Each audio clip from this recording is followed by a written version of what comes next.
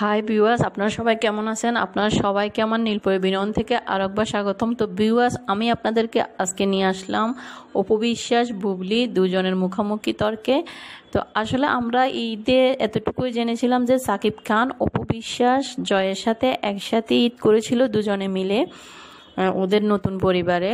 তো এতটুকুই আমরা মিডিয়ার মাধ্যমে জানতে পেরেছি, কিন্তু এরই মধ্যে বুবলি হঠাৎ করে জানান দিল সেও বীরকে নিয়ে সাকিবের সাথে একসাথে ঈদ কাটিয়েছিল। কিন্তু এটা খুবই হাস্যকর। সাকিব খান টোটালি অপু বিশ্বাস এবং জয়ের সাথে তার পরিবারের সাথে ঈদ করেছিল। এ নিয়ে বুবলি বিভিন্ন টক শোতে অপু বিশ্বাসকে কেন্দ্র করে বা অপু বিশ্বাসকে নিয়ে বিভিন্ন ধরনের বাজে ধরনের কথাবার্তা বলতেছে। তো এখন অপু বিশ্বাস কিন্তু বুবলিকে নিয়ে তেমন কোনো মন্তব্য করতেছেন না। তো সেজন্য এভাবে বারবার বিভিন্ন টক শোতে অপু বিশ্বাসকে নিয়ে কথা বলার পরিপ্রেক্ষিতে অপু বিশ্বাস নিজে অপু বিশ্বাসকে এই ধরনের কথা ইঙ্গিত করে বলাতে বুবলি, তো সেই জন্য অপু বিশ্বাস এখন মিডিয়াতে এসে ফোনের মাধ্যমে সেটা তার দর্শকের উদ্দেশ্যে বলল যে আসলে বুবলি যেটা বলতেছে এটা ঠিক না। তো বিকজ আমরা আসলে এখন অপু বিশ্বাস আর বুবলির সেই ফোন আলাপগুলি শুনবো, আর টক শোতে বুবলি যেটা অপুকে নিয়ে মন্তব্য করেছিল সেই কথাগুলি আমরা জানবো কি বলেছে। তো ভিউয়ার্স, অপু আর বুবলির এই ধরনের কথাবার্তা কখন যে শেষ হবে আমরা জানি না।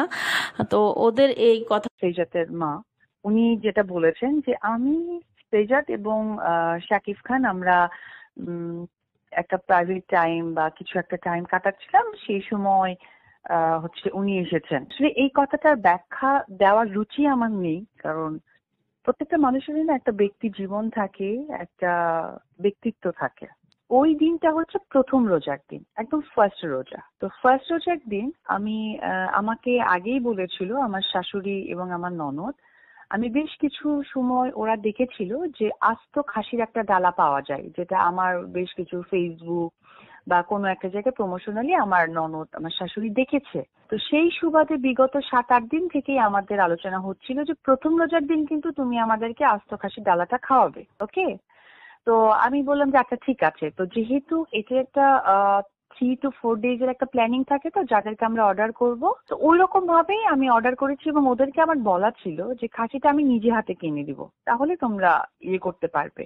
অ্যান্ড এটা মিউচুয়ালি আমাদের প্ল্যানিং, আমি, আমার শাশুড়ি, আমার ননদ, আমাদের ফ্যামিলিগত প্ল্যানিং। যেহেতু ফার্স্ট রোজা প্রায় 1 বছর পর সাকিব বাসায় আছে, সেই সুবাদে আসলে আমাদের মিউচুয়ালি একটা প্ল্যানিং। সেই প্ল্যানিং এর যথারীতিভাবে ওটা ফার্স্ট রোজার দিন আসলে যে দিনটার কথা উনি উল্লেখ করে বলছেন। আমাকে বলা হলো, তা আমি 2-3 দিন আগে এরকম অর্ডার করেছি একটা ডালা যে আস্ত খাসি। তারপরে সেই সুবাদে ইফতারির আমি তো নিশ্চয়ই ওই বাসায় অনেক আগে থেকেই আছি। আমাদের মিউচুয়ালি প্ল্যানিং এইভাবে আমরা ফার্স্ট ইফতারটা করব। তো বলেছে আচ্ছা ঠিক আছে। সে স্বাভাবিকভাবেই আমি অর্ডার করেছি 3 দিন আগে, যেটা প্রথম রোজার দিন আমরা ওটা হাতে পেয়েছি। হাতে পেয়ে আমি আবার আস্ত খাসির ডালা ছিল। আর সে কিন্তু হচ্ছে গিয়ে ইফতারির সময় তার অফিসে গিয়েছে। তার বাসা এবং অফিসটা কিন্তু আলাদা, কেউ কখনো এক মনে করবেন না। তো ইফতারির পর পর তো আমরা ইফতারি করা হয়েছে, সে হাসতে হাসতে বাচ্চা নাস্তা খাসি বসায় দিয়েছে। আমার ননদ যেহেতু পুরান ঢাকা রিলেটেড, উনি আবার হাসাহাসি করতেছিল, লাইক এইরকম একটা এনভায়রনমেন্ট গেছে। তো 7টা থেকে 7:30টার সময় সে একটা কিছু খাবে বা কিছু একটা নেবে মনে হয়, তো আমাকে বললো তুমি বাসা থেকে আনো। তো আমি বাসাতে আনতে গেছি। সেই জিনিসটা আনার টাইমিং 30 to 40 মিনিটস, এর বেশি নয়। 40 মিনিটস পর আমি আব্রাম আসিনি, আমি আব্রাম অ্যান্ড আমার ননদের মেয়ে ছিল আমার সাথে। যেহেতু জিনিসটা নিয়ে যাচ্ছি, ওরাও বাচ্চা মানুষ, আচ্ছা ঠিক আছে আসে। আর আমার ননদ হচ্ছে যে আমরা রেডি করলাম। রেডি করার পর একটু কথা টথা বলতে বলতেই কিছুটা সময় লেগে গেছে। পরে এসে আমি দেখি যে গেটের বাইরে একটা হিল। তো আমি নক করলাম, নক করে ফ্র্যাকশন অফ সেকেন্ড, মানে 5 সেকেন্ডও টাইম নেয়নি, 5 সেকেন্ডও টাইম নেয়নি, 5 সেকেন্ডের মধ্যে গেটটা উনি খুলে দিয়েছে। আমি বের হওয়ার সময় আমি তখন ওনার সাথে ওনার অ্যাসিস্ট্যান্ট থাকে, আমি কিন্তু গেটটা নক করেছি, আমি গেটটা খুলেছি, মেইন গেটটা খুলে ওর সাথে আমার ওই ছেলেটার সাথে আমার দেখা হলো। তখন আমি ধরেই নিলাম যে হয়তো সেজাত এসেছে। সেজাতের সাথে কে আসে, কারণ সেজাত তখন স্কুলে যায়, ও তো একা মুভমেন্ট করে। ডেফিনেটলি প্রথম রোজার দিন প্রত্যেকটা সন্তানের অধিকার আছে তার বাবার সাথে দেখা করার। আমি এটাকে কোনোভাবেই মাথায় নেই। আমার ইচ্ছেও ছিল না কখন এই প্রসঙ্গ নিয়ে আমি আপনাদের মিডিয়ার সাথে আমি কথা বলবো। ও যখন আমাকে দেখলো তো আমি উপরে গেলাম, উপরে গিয়ে আমি আবার হচ্ছে যে আমার শাশুড়িকেও বললাম যে আমার মনে হয় সেজাত আসছে, তো আমি কি ওর জন্য কিছু নিবো? তা আম্মা বললো কি খায় আমরা তো আর জানি না, তো যেটাকে সেটাই নিয়ে যাও, চাইলে না হয় পাঠাবো। Okay fine. তো ওটা নিয়ে আমরা কথা বলে আলটিমেটলি যখন রেডি হয়েছে তখন তো আমি নিশ্চয়ই নামবো, যে একটা জিনিস খেয়ে চাইছে খাবে এটা বলেছে। আমি যখন নেমেছি তখন ওই যে গেটের বাইরে আমি দেখে আমি নক করার সাথে সাথে খুলেছে। বাচ্চা খেলছিল, বাচ্চা রুমে টিভিতে ওয়েলস অন দ্য বাস দেখছিল, আর সে একটা চেয়ার দেওয়া ওখানে রুমের মধ্যে দেখলাম চেয়ার নিয়ে, মানে এবং আমি ওই সময় তখন আমি নোটিস করলাম যে হয়তো বা উনি তার অ্যাসিস্ট্যান্ট সহকারে ওই বাসায় যে দুজন ছেলে থাকে সাকিবের সাথে সারাক্ষণ, তাদেরকে বোঝানোর কারণে হয়তো বা রুমটা লক করেছে, আদার্স কোনো কারণই নাই। তা উনি বারবার মানুষকে জানানোর চেষ্টা করছে, বারবার মানুষকে বোঝানোর চেষ্টা করছে, তো এটা ছাড়া কোনো কারণ নেই।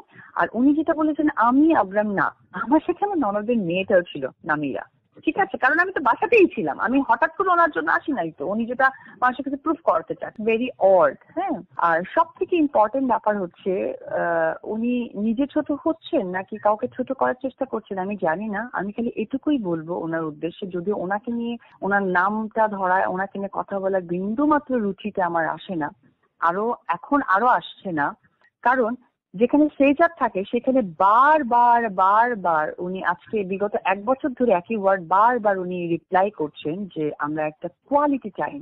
তো সেজাদের যেহেতু এখানে আবির্ভাব আছে, কোয়ালিটি টাইমটা বারবার আমার দর্শক বা ফ্যান ফলোয়ার কাছে তুলে ধরার কোনো যুক্তি আসে না।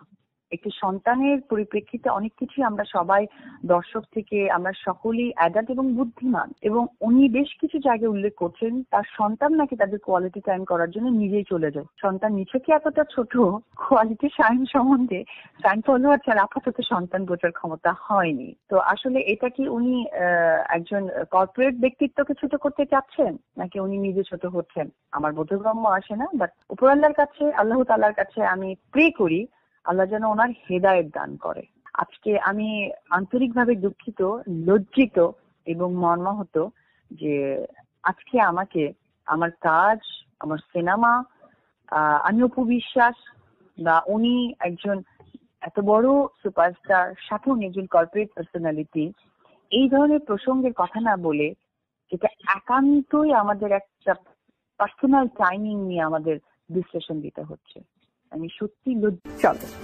শাকিব খান তো বলেওছে যে তার সাথে অপু বিশ্বাসের কখনো বিয়ে হয়নি, বলছিলাম শুনেছি যে আমি শেষ করি এটাই বলছি যে শাকিব খানের সাথে অপু বিশ্বাসের কখনো বিয়ে হয়নি। হিন্দু মুসলিম কিভাবে বিয়ে হলো? আছে উনি যদি হিন্দুই থাকে তাহলে কিভাবে মুসলমানের সাথে বিয়ে হলো? মানে আছে না, অনেক কিছুই তো আসে, এটার প্রসেসিংটা কি ছিল, এবং ওনার যে ডিভোর্স হয়ে গেছে কিন্তু উনি এখন আবার বলছে যে ওনাদের সাথে খুব সম্পর্ক আছে, অপু বিশ্বাস দাবি করছে, মানে এই যে একটা কনফিউশন।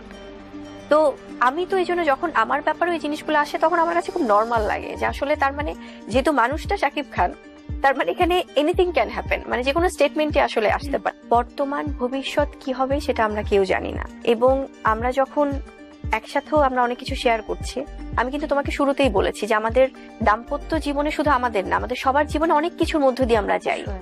হ্যাঁ, কিন্তু ওটাকে কেউ ক্যাশ করে, ওটাকে কেউ যে কোনো একটা কিছু, একটা অভিমানের কোনো কিছু হলে যে ওটাকে একটা কেউ নিউজ করে ফেলবে তার পছন্দ মতো কোনো সাংবাদিক দিয়ে, এটা লেখাবে, এটা বলাবে, সেটা খুব দুঃখজনক। এবং আমার কাছে মনে হয় যে আসলে শাকিব খানের জায়গা থেকেও ওনার হয়তো বা অনেক কিছু মুড সুইং করে, অনেক ফ্ল্যাকচুয়েট হয়। হ্যাঁ, সেটা আমি ওনাকে বরাবরই বলি যে উনি যদি 1 to 1 কখনো কথা বলে অনেক কিছু ক্লিয়ার হয়ে যায়। কিন্তু তো ভিউয়ার্স, আপনাদের কাছে ভিডিওটি কেমন লাগলো? যদি ভালো লেগে থাকে প্লিজ আমার চ্যানেলটি সাবস্ক্রাইব করে দিবেন, পাশে থাকা ঘন্টা বাজিয়ে দেবেন যেন আমার ভিডিও দেওয়া মাত্রই আপনারা পেয়ে যান। আর আপনাদের কাছে কোন জিনিসটি ভালো লেগেছে, কি এখানে অপু কি বলল, বুবলি কি বলল, কার কথাটাই আপনাদের কাছে গ্রহণযোগ্য মনে হয়েছে আমার কমেন্ট বক্সে কমেন্ট করে জানান ভিউয়ার্স। আর যারা আমার পুরাতন ভিউয়ার্স আমার চ্যানেলটি সাবস্ক্রাইব করেছেন তাদেরকে অসংখ্য ধন্যবাদ ভিউয়ার্স। আপনাদের মাঝে আবার নিত্য নতুন বিনোদনের সব ভিডিও নিয়ে ফিরে আসবেন নীলপরী বিনোদন থেকে। সে পর্যন্ত আপনাদের ভালো থাকা, সুস্থ থাকা কামনা করে আজকের মতো এখানেই বিদায়। আল্লাহ হাফেজ ভিউয়ার্স। আমাদের ভিডিওটি ভালো লাগলে লাইক, কমেন্ট করে আপনার মতামত দিন। সাথে থাকার জন্য সাবস্ক্রাইব করুন এবং বেল বাটনটিতে ক্লিক করুন।